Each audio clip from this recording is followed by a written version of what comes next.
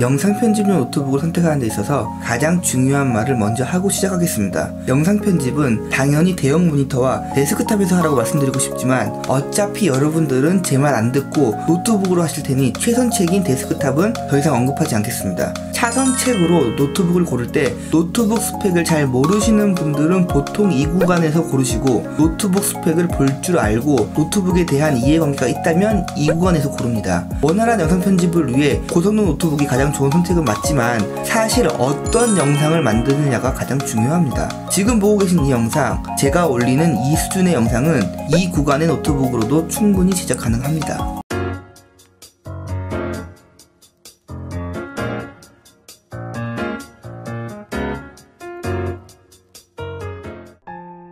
반가워요, 다승이 아빠예요. 그렇다고 제가 나름 IT 리뷰어인데 영상 편집을 위해 이 구간의 노트북을 추천할 수는 없죠. 절대 불가능합니다. 제가 하고 싶은 말은 그게 아닌, 사양이 높은 노트북일수록 좋은 건 당연하지만 영상 편집의 작업 범위는 간단한 컷 편집부터 방송 제작까지 생각하시는 것보다 훨씬 넓다는 것을 먼저 말씀드리고 싶었어요. 누구나 전문가가 될 수는 없고 그럴 필요도 없습니다. 본인의 실력을 너무 과대평가하지 않는 것부터 시작하셔야지 본인에게 맞는 노트북을 구매하실 수 있습니다.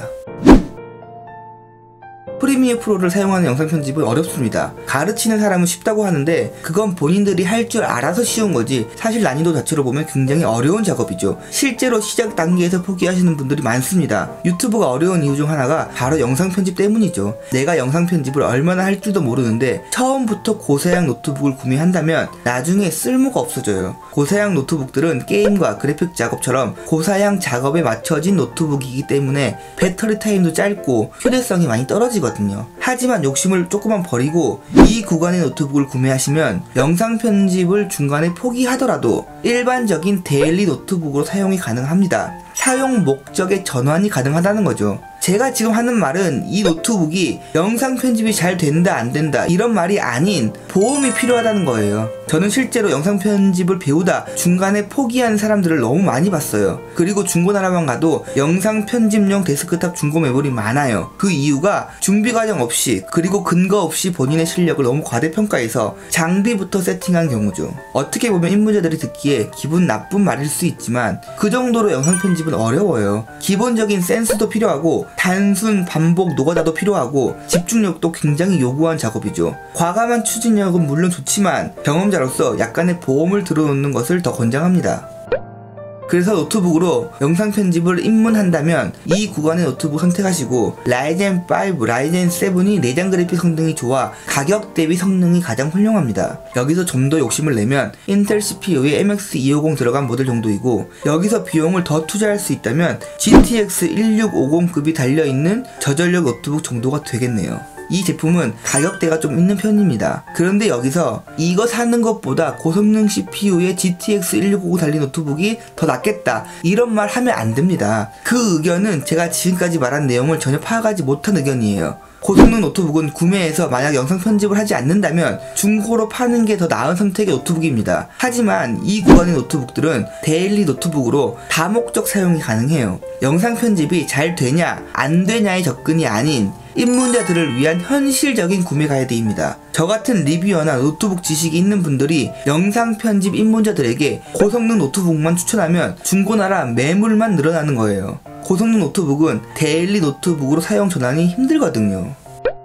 입문자들은 가벼운 마음으로 시작하는 것을 권장하고, 저전력 노트북 구매할 때 조심해야 할 부분은 그램과 같이 초경량 초슬림 노트북은 피하시는 것이 좋습니다. 가격이 너무 비싼 것도 있지만 휴대성이 극대화된 특수한 노트북들은 구조상 발열 처리가 좋지 못하기 때문에 그래픽 작업용으로 좋은 선택은 아니고 1kg 중반 이상의 노트북을 구매하시면 가성비 좋은 노트북 구매하실 수 있을 거라 생각합니다. 저는 개인적으로 라이젠 5와 라이젠 7이 가격 대비 아주 훌륭한 CPU라 생각하고 제가 올린 실사용 리뷰를 참고하시면 좋습니다.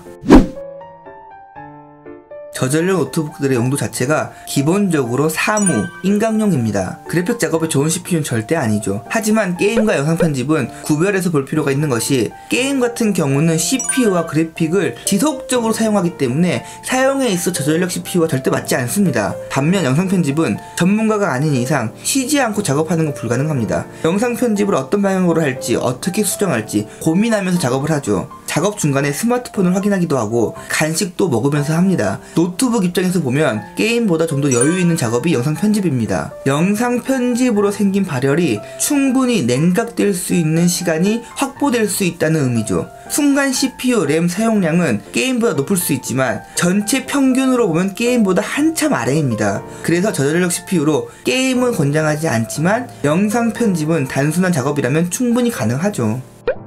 지금 보고 계신 이 영상은 저전력 CPU 기반의 노트북으로 만들었습니다. 최근 리뷰했던 노트북 중 가장 낮은 성능에 속하는 i5-8265U 위스키레이크의 램 8기가 노트북으로 편집했습니다. 기본으로 제가 녹음하고 있는 이 영상이 있고 자막이 있고 보통 이쪽에는 강조하는 문장이나 자료를 넣죠. 그리고 참고 영상도 이렇게 넣습니다. 저와 같이 데스크탑 사용하는 사람들 기준 이 작은 디스플레이가 불편할 뿐 이 정도의 FHD 화질급의 영상은 저전력 CPU로 충분합니다. 동일한 작업을 라이젠 7 3700U 탑재된 모델로 했었는데 확실히 좀 더 부드럽게 작업이 가능했습니다. 인코딩 속도도 당연히 빨랐고요. 하지만 제 영상은 굉장히 심플한 영상이고 제 영상보다 복잡한 영상 제작은 이 저전력 CPU들로 당연히 한계가 있습니다.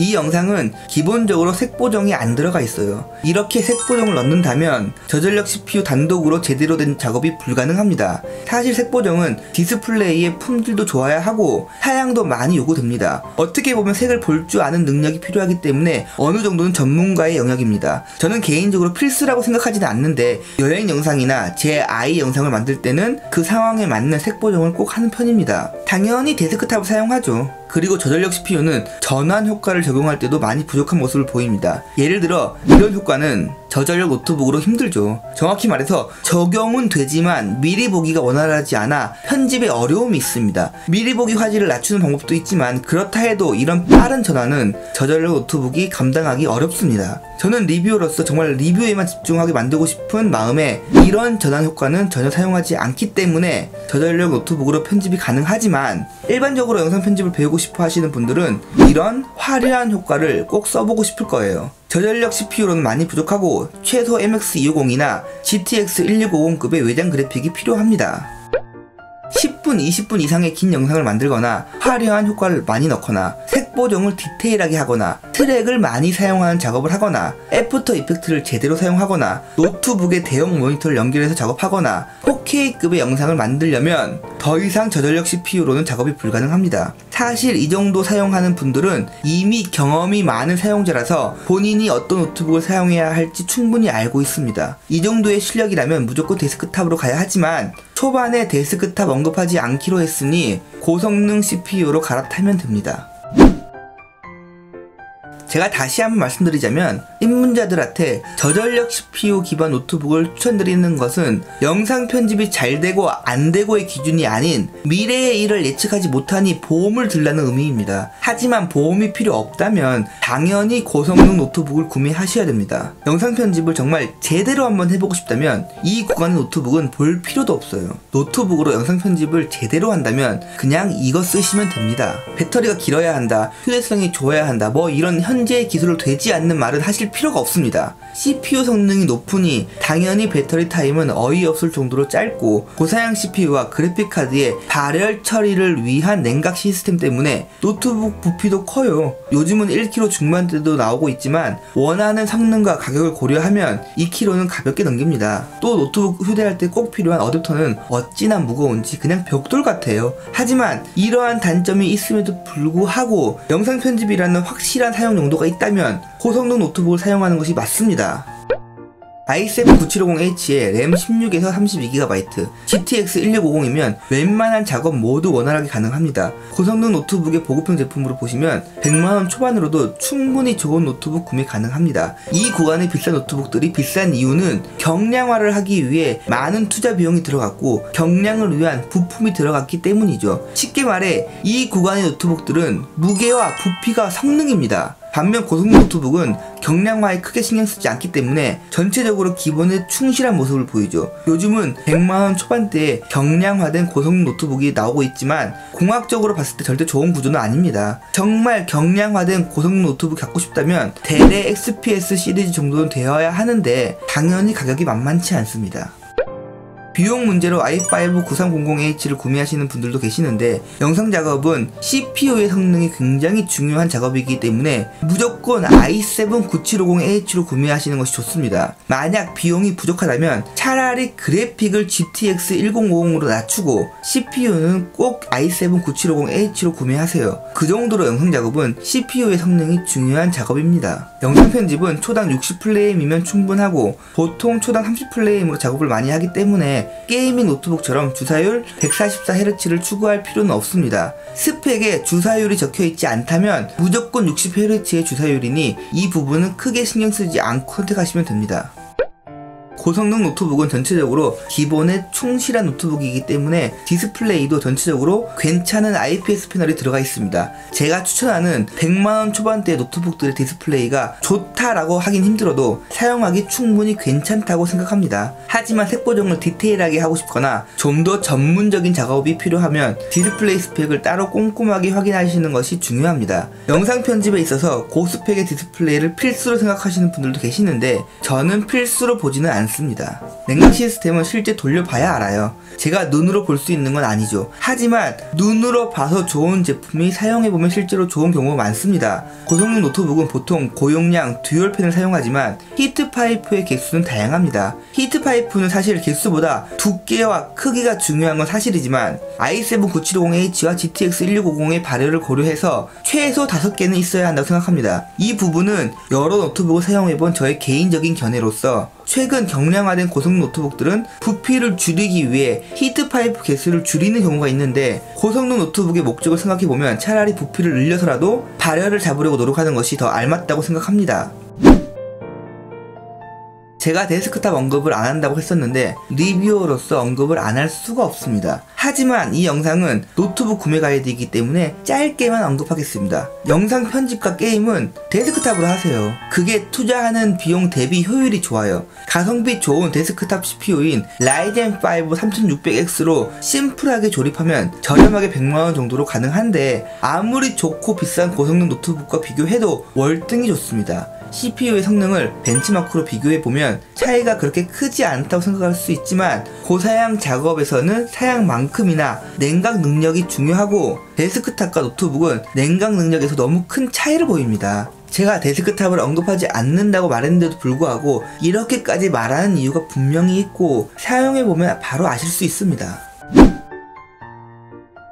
그럼에도 불구하고 휴대를 꼭 해야 된다면 사실 선택의 여지는 없습니다. 휴대가 필요한 사용자에게는 데스크탑의 필요성을 강조하는 것이 아무런 의미가 없죠. 예를 들어 노트북을 들고 영상 편집을 배우러 다닌다면 고성능 노트북을 사용하는 것이 맞습니다. 하지만 제가 IT 유튜버이고 노트북 사용자들을 실제로 많이 봅니다. 특별한 상황이나 직업적인 일이 아닌 이상 여러분들은 생각보다 고성능 노트북을 휴대하면서 사용할 일이 많지 않습니다. 혹시라도 카페에서 영상 편집을 한 상상을 하셨다면 제가 현실을 알려드릴게요. 카페에 가기 위해 가방에 2kg 정도의 고성능 노트북을 넣고 벽돌과 같은 어댑터도 넣습니다. 사실 그렇게 무겁지 않아요. 3kg 정도면 충분히 들만하죠. 하지만 카페에 갔는데 콘센트 자리는 이미 학생들이 다 차지하고 있습니다. 그래서 옆에 있는 카페를 갔는데 역시나 콘센트 자리는 학생들로 가득 차 있죠. 노트북을 들고 카페에 오는 사람들이 이렇게 많구나 하고 새로운 사실을 알게 됩니다. 어쩔 수 없이 콘센트가 없는 자리에 앉아서 노트북을 켭니다. 여기서 노트북이 완충되어 있지 않다면 완전히 망한 거고 완충이 되어 있다면 그나마 2시간 정도 작업 가능하겠죠. 이게 현실이에요. 우리가 흔히 말하는 카페용 노트북은 저전력 노트북들이죠. 어댑터 없이 노트북 하나만 심플하게 들고 나와서 대여섯 시간 딱 사용하는 그 사용성, 이런 노트북을 휴대용 노트북이라 합니다. 외형이 비슷하다 해서 다 같은 노트북이 아니고 용도에 따라 CPU로 분류를 하는 거죠. 제 말은 용도에 맞게 사용하라 이거예요. 고성능 노트북은 정확히 말하면 휴대가 되긴 된다 정도로 말할 수 있죠. 예산을 50만원 이하로 잡았다면 라이젠 5 3500U 노트북을 추천합니다. 저전력이 있지만 입문자들에게 아주 가성비 좋고 성능 괜찮은 노트북입니다. 예산을 70만원 이하로 잡았다면 라이젠 7 3700U 노트북을 추천합니다. 아이스레이크가 아이리스 내장 그래픽으로 좀 더 좋아 보이는 부분이 있으나 가격 안정화가 된 라이젠 7이 가성비는 더 좋습니다. 예산을 100만원 초반으로 잡았다면 i7 9750H의 고성능 노트북을 추천합니다. 발열 처리는 아쉬울 수 있지만 성능만큼은 데스크탑급으로 나옵니다. 성능에 대한 스트레스는 없으며 장시간 사용 시 쿨러 사용은 필수입니다. 제 개인적인 의견이지만 이 부분이 가장 중요합니다. 예산을 150만원 정도로 잡았다면 라이젠 5 3600X 기반의 데스크탑을 100만원 초반에 조립하고 남은 돈으로 라이젠 5 3500U 기반의 노트북을 구매하세요. 이 예산으로 할 수 있는 가장 좋은 구성입니다. 라이젠 5 노트북이 컷 편집 정도와 간단한 효과 정도는 충분히 가능해요. 데일리 휴대용 노트북을 사용하면서 간단한 컷 편집용으로 사용해보세요. 그리고 마무리는 집에 와서 데스크탑으로 하시면 투자 비용 대비 사용성이 굉장히 좋습니다. 제가 방금 한 말은 단순하게 가격을 고려한 선택이라기보다 모든 노트북은 각각의 사용 용도가 있고 그 용도에 맞게 사용하는 것이 가장 효율적인 사용 방법이라는 것입니다. 제가 만들고 있는 구매 가이드 영상은 어떠한 제품을 추천하는 것이 아닌 구매 방법에 대한 리뷰입니다. 리뷰를 보시면 초보자분들도 직접 원하는 제품을 구매할 수 있을 거라 생각합니다. 여러분들이 노트북을 구매하시는데 도움이 되었으면 합니다. 끝까지 봐주셔서 진심으로 감사드립니다.